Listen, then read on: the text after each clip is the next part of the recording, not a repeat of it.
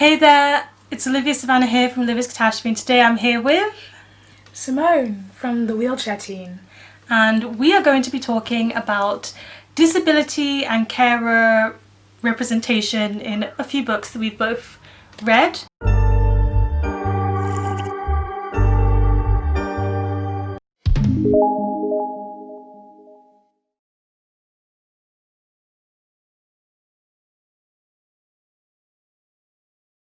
A bit of a disclaimer before we start this video: we know that all disabilities are not the same, but Simone's coming from a wheelchair user perspective in all of these and some of the things that she can relate to, and I'll be talking about being a carer. I've cared for Simone, I've cared for a disabled child in au pairing, but of course caring for each disability is not the same as caring for all disabilities. We acknowledge that, we're not the authority on all of these conversations, and let's get started with our first book. We're going to start very controversial.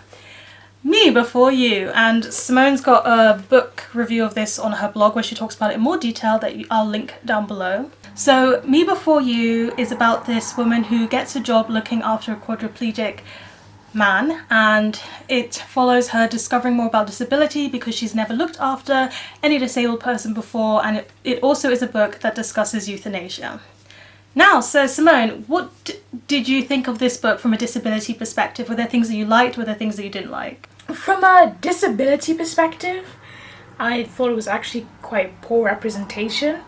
As a reader, I did actually like the writing style and some of the characters like Lou, but the disability rep was pretty bad. I mean, just the way that the characters treat the disabled character, like the whole book is about the fact that Will is having a really difficult life being disabled and he wants to kill himself. And I just know that this book would have been completely different if it was about an able-bodied person who wanted to do the same, because when able-bodied people often talk about suicide, there's talk of prevention and psychologists and help and all of that. It's not seen as optimal, but for Will, he's never even offered any psychological support at all. It feels like when a disabled person talks about suicide, the conversation kind of turns different. Then there's talks about choice and life and all that, which isn't the same for able-bodied people, which I found a little bit disappointing. And you know, that was something I didn't even think about when I was reading it, but then when you pointed it out, I was like, wow, that's so true. They didn't even think about therapy or any of that stuff, which is definitely a step that's required. Mm-hmm.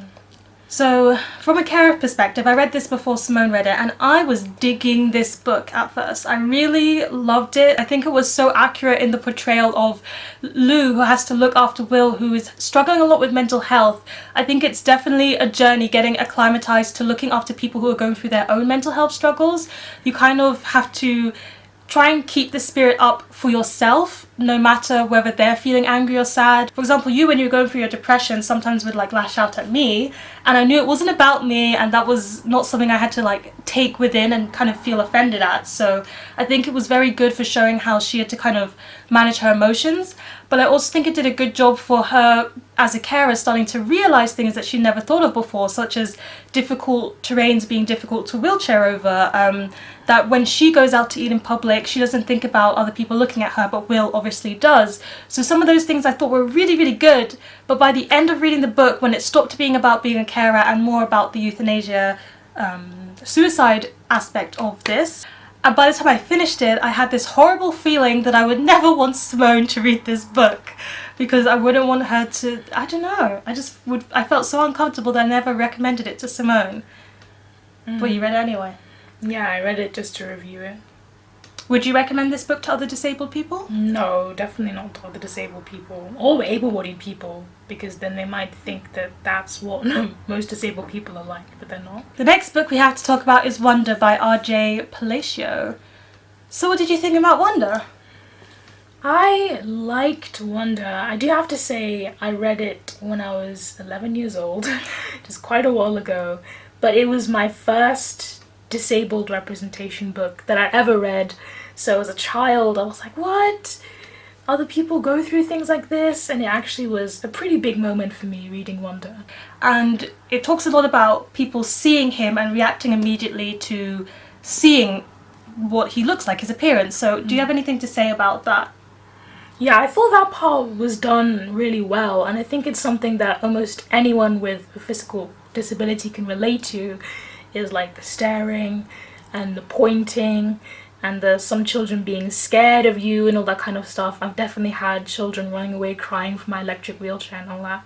And I think even though it's not written by a disabled author, it's surprising how on point she was able to get that feeling of sometimes being alienated in that way. But this one talks about the family, and you can see the mother and the sister. Is the sister's name Olivia, or is it just Fia? It's Olivia. So there's Olivia in this book, and talking about it from the perspective of the carer, I related a lot to Olivia's perspective, but at the same time I also didn't, because Olivia really struggles in the fact that she feels like she doesn't get that much attention, because Wanda needs a lot of care and extra attention, and I have to admit, my mother never made me feel like I didn't get enough attention. However, in this book there's 2 children, so maybe it's because there were 2, and we're a sisterhood of 4, so Mum had a lot of her work cut out in making sure we all got enough attention, and she did that pretty well. But I can see how it can be difficult when you've got to kind of spread out your attention as a mother.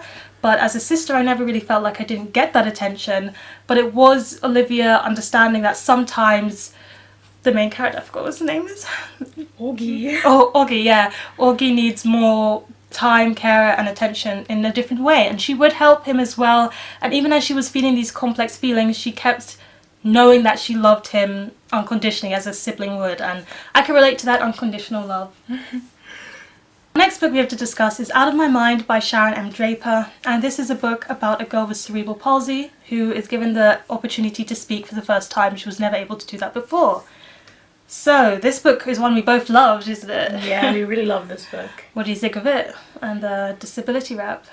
To be fair, I also read this one quite a long time ago, but I did think that it was a really good rap. I thought it was realistic, and many of the things that she encounters again, like, I think the main one for me in this one, being excluded, which I could also definitely relate to, happening in my own life.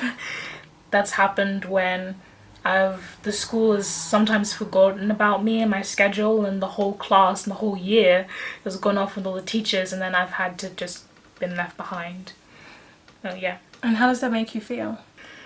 At the time, I think I accepted it too much. I was like, yeah, well, this is just my life. I'd be sad and upset about it, but I think I just accepted the fact that that was okay a little bit too easily.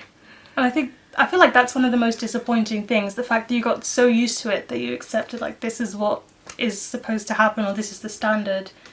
Even though it really isn't, because you're fantastic and they totally missed out by not having her around. It's a hard one for me to relate to, maybe from the mum's perspective. I really admired the mum for not taking any nonsense. If there was someone who treated Melody wrong, she would just go in there, steamroll and be like, you can't do this. That's not how you treat another person. I think that's the important part of all of her clapbacks, was reminding them that Melody is a person. Disabled people are people. They have rights as well. And also the fact that people would often talk over Melody. There was a period of time where she couldn't talk, so they would talk to the mum. That just continued when she could talk, and that was definitely wrong. And there's been many times that we have also been like, ask Simone, instead of asking us, because Simone, you got a voice for yourself. I'd also like to say that I do really like when they show disabled representation where an older sibling is disabled. There was also a TV show called Speechless that did that, because it shows how they're like, I'm your older sibling, I want to protect you, I want to watch out for you. I think there's a moment in the book where the disabled main character kind of wants to really do something to help out her younger sibling, but she can't because of her disability, and you get that kind of helpless feeling. And I think, yeah, this book manages to talk about that quite a bit as well. Yeah. That helpless feeling. And yeah. But it's interesting because as a carer I've also had that helpless feeling, because Simone used to be able to walk, and as her mobility declined, as a carer it was difficult because I realised there was nothing that I could do with my caring capability that could help her with this progress. It was something that she was going to have to work through basically by herself. Well, we could be there for emotional support, but I feel like that sense of helplessness, the carers can feel it too, but also the disabled people can feel it too. And maybe communication helps with that? Yeah, communication helps. Yeah. Should we talk about our last book? The previous 3 books that we have talked about, we realised were not own voices books. So now we're going to talk about Joni, which I read last month, and Simone read again a long time ago. And we've both seen the film as well, which you can also watch if you want to watch it but don't want to read it. Really recommend. Both of us recommend. Definitely. I mean, when people say that, like, oh no, this book changed my life, well, this book quite literally completely changed my life, because it's what inspired me to start writing and drawing with a pen in my mouth, which is now how I do everything in the day, typing with a pen in my mouth and all that. Before, I couldn't do any of it because I heard all about Joni's incredible story and how she learned to do it.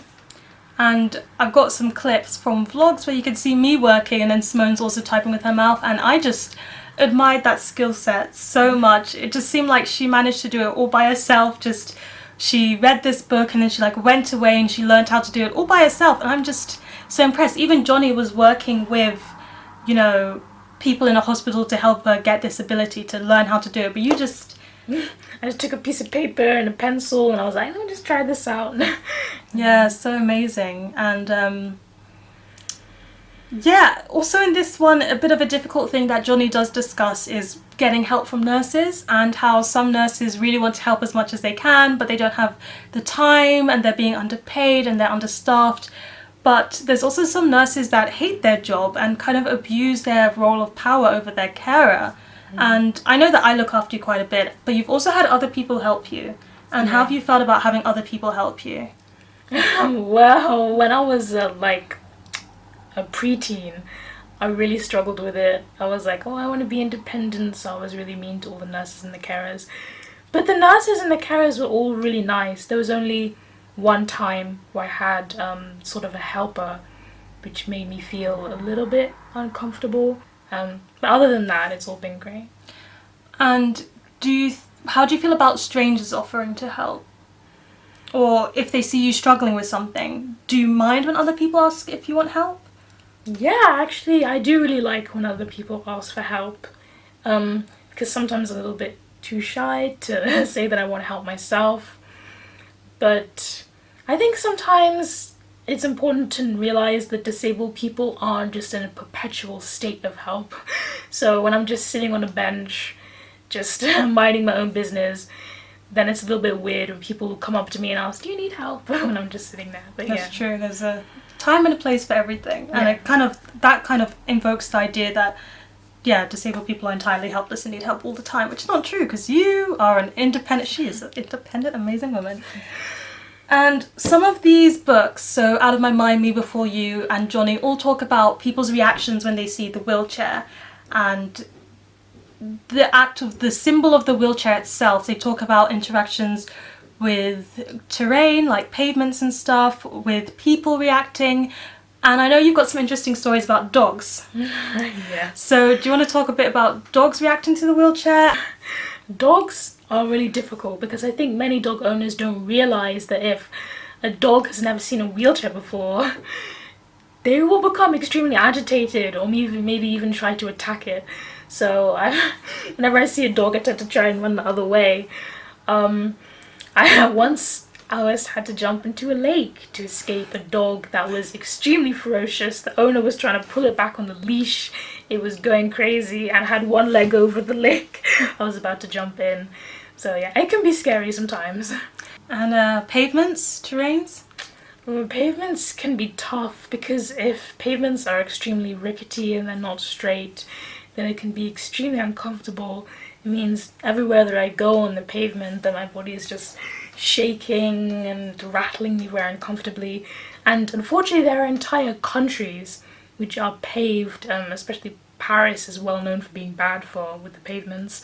And it just means that the entire holiday that we spend in that country, for me, it just means everywhere that I go, my body is shaking and I'm quite uncomfortable, which makes it hard to enjoy those holidays. Another word on pavements. There have been quite a few frustrating times where the pavement is usable, but there's cars parked up on the pavement. Yeah. Or there's not picked up dog poop on the pavement. Oh my gosh. And yeah, sometimes we push Simone, but often Simone pushes herself. Yeah. So just imagine pushing your wheels and then you accidentally ride through dog poo, and then you know what happens. You know, you've got to use your hands on your wheels. Those were a few books about disability that we've both read that we were thinking do some good things or have some important things that we could discuss and talk about. But yeah, what do you think is important about having disabled authors write their own story? Because we've only shown one book that was actually own voices by a disabled person.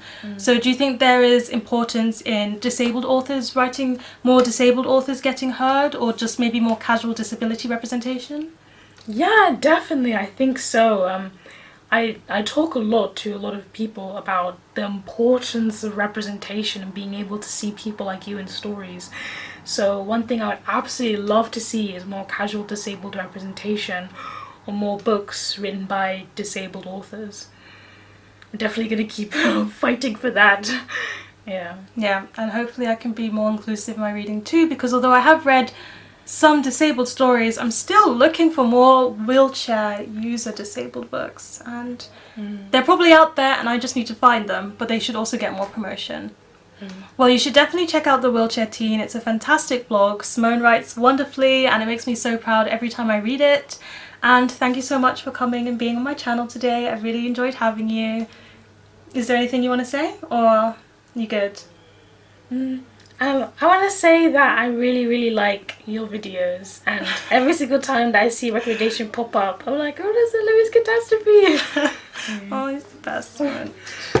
Okay, well, that's a goodbye from us. Please give this video a thumbs up.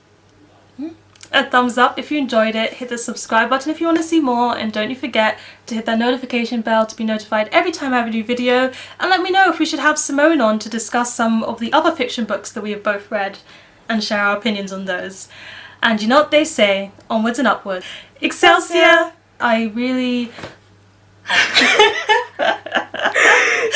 That also happens quite a lot. Yeah, it does. Okay. So I just put it back up and we just edit that bit out.